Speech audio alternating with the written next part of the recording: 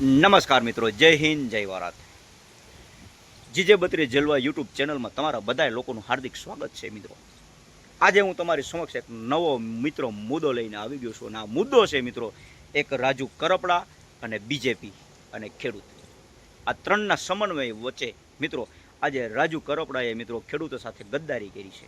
આ ગદ્દારી શબ્દ એટલા માટે વાપરું છું કે ખેડૂતોને મોરો બનાવી ખેડૂતોના નામે મિત્રો આંદોલન થયા છે. અને ખેડૂતો જ્યાં જ્યાં આંદોલન થયા છે ત્યાં ખેડૂતો મોટા પાયે રાજુ કરપડાથી અને રાજુ કરપડાના કારણે ઘણા નિર્દોષ ખેડૂતોને પણ જેલવાસ ભોગવવો પડ્યો છે. મિત્રો, ઘણી વખત મિત્રો આંદોલન થયા છે ખેડૂતો માટેના મુદ્દાને લઈને. અને છેલ્લે મિત્રો એક કડદાકાંડ જે બોટાદમાં થયો હતો, અને આ બોટાદના કડદાકાંડની અંદર રાજુ કરપડા અને ઘણા ખરા ખેડૂતો જે નિર્દોષ ખેડૂત હતા એને પણ જેલવાસ ભોગવવો પડ્યો હતો. અને રાજુ કરપડા મિત્રો અત્યારે હાઈલાઇટ થઈ ગયો છે. અને રાજુ કરપડાએ મિત્રો અત્યારે એના પોતાના પદ માટે, પોતાની ખુરશી માટે અને પોતે કાંઈક ઊંચું થવા માટે થઈ અને પોતાને માટે રૂપિયા બનાવવા માટે થઈને આજે કમળનો એટલે કે બીજેપીનો કેસ ધારણ કરી લીધો છે. શું મિત્રો આ કેટલું યોગ્ય છે? આજ દિન સુધી ખેડૂતોને હું ખેડૂત નેતા છું, હું ખેડૂતોનું આમ કરાવી દઈશ, હું ખેડૂતોને સાથે છું, આ બીજેપી પાર્ટી જ્યાં સુધી છે, બીજેપીની સરકાર જ્યાં સુધી છે ત્યાં સુધી ખેડૂતો પાયમાલ રહેશે, ખેડૂતોને પાયમાલ કરી નાખ્યા છે, ખેડૂતોને પૂરતા ભાવ નથી મળતા, ખેડૂતોના પાકના ભાવ નથી મળતા, ખેડૂતોના આજે બીજેપીની સરકારની અંદર ખેડૂતોની કડદાકાંડ થાય છે.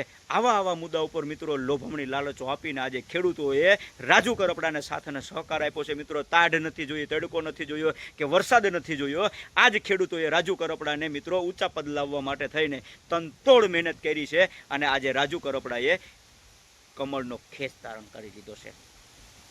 હવે મિત્રો તમને મારે આ વિડીયોના માધ્યમથી એવું કહેવું છે કે આવા નેતાને મિત્રો ખરેખર આપણે ક્યારેય પણ અપનાવવા ના જોઈએ. આવા નેતા, ગદ્દાર નેતા હોય એને ક્યારેય પણ મિત્રો મત પણ ન આપવા જોઈએ. કેમ કે જે પોતે સત્તાની લાલચ, રૂપિયાની લાલચ ઉપર પક્ષ પલટો કરતા હોય તેવા નેતા ક્યારેય પણ ખેડૂતોનું સારું નથી કરી શકતા. મિત્રો, જે નેતાએ ભરી ભરીને ગાળો બોલી છે, ભરી ભરીને સભાઓ કરી છે, રાત્રે સભા કરી છે, દિવસના સભા કરી છે, ઘણી વખત મિત્રો રોડ સામે, પોલીસો સામે પણ અમાનવીય વર્તન કરેલું છે. આજે એ જ રાજુ કરપડાએ ખેડૂતોને મોર એટલે કે ખેડૂતોને આગળ મોરો બનાવી અને આજે રાજુ કરપડા હીરો બની ગયો છે. અને આ હીરો બન્યા પછી મિત્રો ખેડૂતોને સાઇડલાઇટ કરી ખેડૂતોના દુઃખની સામે લડવા અને દુઃખના ભેગું સાથ આપવાની જગ્યાએ આજે ચૂંટણી આવતાની સાથે જ મિત્રો એને પણ લાલચ જાગી હોય એવી રીતના આજે બીજેપીનો ખેસ અહીંયા ધારણ કરી લીધો છે. શું મિત્રો આ કેટલું યોગ્ય છે? હવે માત્ર ને માત્ર મિત્રો આવા નેતાને તમે શું કહેવા માંગો છો એક મને કમેન્ટ કરી દેજો. જ્યારે કડદાકાંડ થયો મિત્રો, અને આ કડદાકાંડની અંદર મિત્રો રાજુ કરપડા, પ્રવીણ રામ અને ઘણા ખરા નિર્દોષ ખેડૂતો જ્યારે જેલમાં હતા ત્યારે પ્રવીણ રામના આક્ષેપ હતા કે રાજુ કરપડાને જેલની અંદર રાત્રે મળવા આવતા હતા બીજેપીના લોકો. શું મિત્રો આ પ્રવીણ રામના આજે શબ્દ જે બોલ્યા હતા એ સાચા છે કે શું?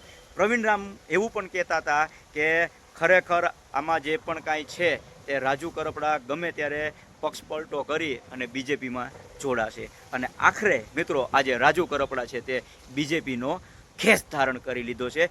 ગોપાલ ઇટાલિયાએ મિત્રો એક વિડીયો વાયરલ કર્યો હતો અને એક ન્યૂઝમાં એવું આવ્યું હતું કે ગોપાલ ઇટાલિયા દ્વારા એવું કહેવામાં આવ્યું કે રાજુ કરપડા ઉપર જે કેસો છે એ કેસોને લઈ ને રાજુ કરપડા જો બીજેપીમાં ન જાય તો રાજુ કરપડાને મોટા પાયે નુકસાની ભોગવવી પડે, રાજુ કરપડાને જેલવાસ ફરી પાછો ભોગવવો પડે.